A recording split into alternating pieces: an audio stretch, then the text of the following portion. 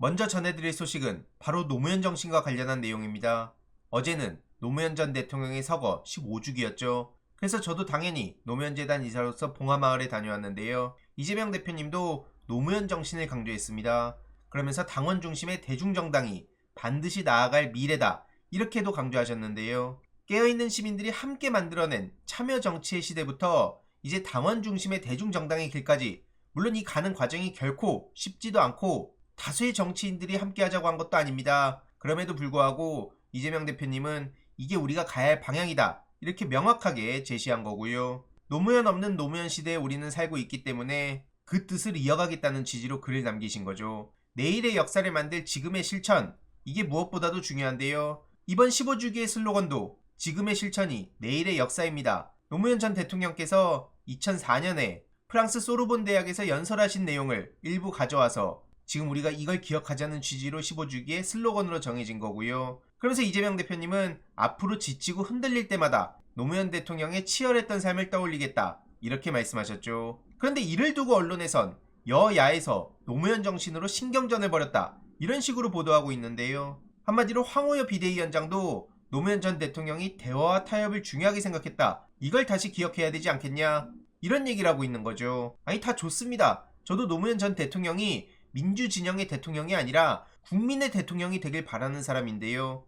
그런데 중요한 건 노무현 전 대통령이 여러가지 강조하셨던 내용들이 있는데 왜 거기서 콕 집어가지고 통합, 상생, 타협, 이 얘기만 하냐는 겁니다. 그리고 저들이 여태까지 보여준 모습을 보면 그게 통합과 타협과 대화의 정치를 보여주는 겁니까? 저들이 지금 상생하자고 하는 겁니까? 야당 대표를 2년 넘게 탈탈 털고 언론에 망신주기나 하고 범죄자 취급하고, 불과 얼마 전 총선 과정까지도 여당 비대위원장이라는 사람이 전국을 돌아다니면서 2조 심판이네, 범죄자 심판이네, 아주 난리를 치지 않았습니까? 도대체 여기에 대화와 타협과 통합이 어딨냐고요. 그래놓고 저들은 쏙 저런 얘기만 가져와서 민주당이 노무현 정신 지키지 않는다, 우리가 진짜 노무현 정신 지키고 있다, 이런 말 같지도 않은 소리를 하고 있는 거죠. 문제는 이뿐만이 아닌데요. 다들 기억하시겠지만 이 환생경제, 이때 얼마나 조롱이 됐습니까? 정작 민주진영 정부에서 경제 성장률도 엄청나게 올라갔습니다. 그리고 이명박근혜 같은 정부가 집권하면 그냥 아예 곤두박질을 치고, 지금 윤석열 정부는 경제 성장률 문제뿐만 아니라 수출이라든지 대중무역 수지라든지 아예 박살이 나고 있는 상황이죠. 그렇다고 복지가 늘어나긴 합니까? 뭐 처우가 개선이 되긴 합니까? 전부 다 나락가게 만드는 게 지금 정부인데 도대체 어떻게 저런 식으로 노무현 정신을 갖다 쓰냐, 이 말이죠. 윤석열 대통령도 노무현 대통령을 존경한다고 그렇게 언플로만 써먹고 노무현 정신을 배운다더니 뭘 배운 겁니까 도대체? 단 하나라도 와닿는 게 있습니까? 그래놓고 한다는 짓이 총선 참패해놓고도 정진석 같은 사람을 신임 비서실장으로 데려가지 않았습니까? 저 정진석이 누굽니까? 노무현 전 대통령을 끔찍하게 명예훼손해서 실형까지 받은 사람입니다. 1심에서 징역 6개월을 받고, 그래놓고 또 노사모 판사네 뭐네 국회에서 난리를 쳤었는데, 그래놓고 뭐요? 노무현 정신이요? 이러니까 조국 대표가 이렇게 비판을 했습니다. 노무현 대통령을 향해서 아주 별의별 헛소리들 하던 검사들은 어디서 뭐하냐? 검사들은 개혁에 저항하지 않았냐? 그리고 오히려 개혁을 하기 위해서 토론을 하자던 노무현 대통령을 대놓고 공개석상에서 비아냥대고 조롱하고 학번 타령하고 수사로 보복하고 그러지 않았습니까? 그 검사들한테 손뼉치던 검사들, 집단 사표 제출 운운하던 검사들, 살권수랍시고 찬양하던 검사들, 지금 어디서 뭘 하고 있냐고 비판한 겁니다. 실제로 당시에 검사와의 대화 자리에서 얼마나 조롱해댔습니까? 당시 참석했던 평검사들은 모두 10명으로 19년을 끝으로 모두 퇴직해서 현직 검사는 없다고 합니다. 그런데 이후로 행보를 보면 국힘으로 간 사람들도 많고요. 심지어 윤석열 캠프를 거쳐서 현 정부의 첫 법제처장으로 간 사람도 있죠. 이뿐만이 아닌데요. 참모 뒤에 안 숨겠다던 윤석열 대통령이 정작 곤란해지자 총리 뒤에 숨고 비서진들 뒤에 숨고, 이게 노무현 정신입니까? 해외 직구 금지 철회 때 정작 대통령은 몰랐다고 넘어가려 하고, 최혜병 특검과 관련해서도 난리가 나니까 한덕수 총리가 국무회의를 주재하고, 거부권 행사 직후엔 정진석 비서실장이 입장을 밝히고 본인 입으로 뒤에 숨지 않겠다더니 저렇게 홀라당 비겁한 모습을 보이는 게 윤석열 대통령의 현실입니다. 오죽하면 채널A에서도 서로 충성맹세를 한다고 비판에 나섰는데요. 윤석열 대통령과 여당, 정부를 잇따라 비판한 겁니다. 결국에 지금 문제의 본질이 뭡니까? 용산에는 제대로 할 말도 못하고 여당에 실망해서 총선까지 참패했는데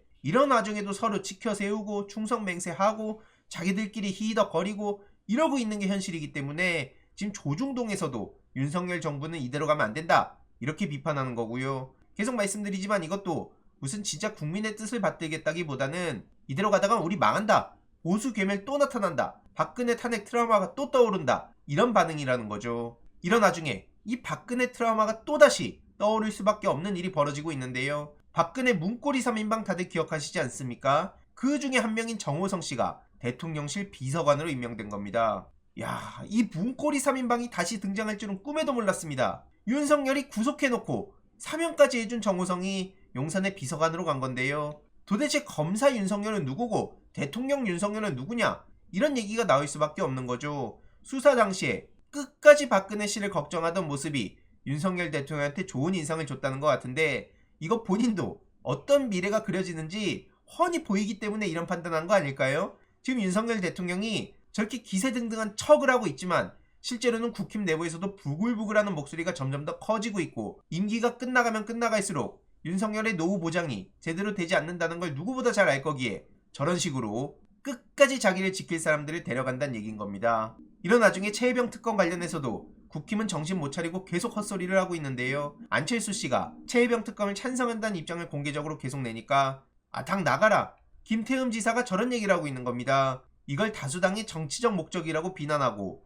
이걸 또 교통사고 취급하는데요. 세월호는 해상교통사고다 이런 망언으로 국민의힘이 얼마나 많은 비판을 받았습니까? 하지만 여전히 인식이 변하지 않았다는 걸 그대로 보여주는 장면인데요. 사고를 민주당이 정치적으로 이용한다, 국가의 책임, 내각의 책임, 이걸 많은 시민들이 묻고 있는 거 아닙니까? 제대로 된 진상규명도 안 되고 오히려 후벼 파는 2차 3차 가해가 국힘 정치인들 사이에서도 나오고 이러니까 다수의 국민들이 이건 아니다 하고 거리로까지 나서는 거 아닙니까? 그런데 이걸 두고 김태흠 지사는 안철수 씨를 비롯해서 김웅 같은 사람들을 겨냥해서 국힘 떠나라는 얘기를 하고 있는 거죠.